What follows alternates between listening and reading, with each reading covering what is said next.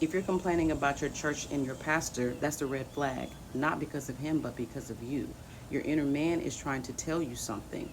You complain about how much money you have to spend on church clothes. That's a lot of where our wealth has gone to over the years. I know Kohl's got a lot of my money over the years because what colors are we wearing this week? And you got to lay out your clothes on Saturday. This was back in the day, and get all these stockings. And I know churches now are more lenient in what they wear. However, if you are spending more time complaining about what pastor's asking you to do, that's your inner man talking to you. He wants us to come tonight at 6 o'clock, and he wants to bring an extra $200. And you're giving out of worry when you're supposed to be giving as a cheerful giver. You're giving out of care and concern, and you don't know if you'll be able to afford this or afford that, right? At that point, the responsibility is on you as an adult. You complain about them asking you to come out on Friday night and Saturday morning. You complain about them asking you to give the extra offerings, but you still go. You still do it.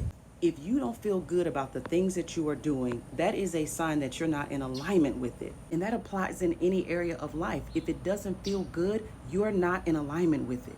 You complain about 3 o'clock service. You complain that they stay in church too long. You complain that they sing the same songs. All of this stuff that has nothing to do with life. Some of you have been struggling with it. You say it in the comments. That's why this page is called You Living Intuitively. You have to learn how to live according to your intuition. You're a grown man. You're a grown woman. If it doesn't feel good, it doesn't feel right, stop doing it. This is to get you to critically think. Matter of fact, test it out. Just like I gave them challenges to those pastors, I challenge you for a month.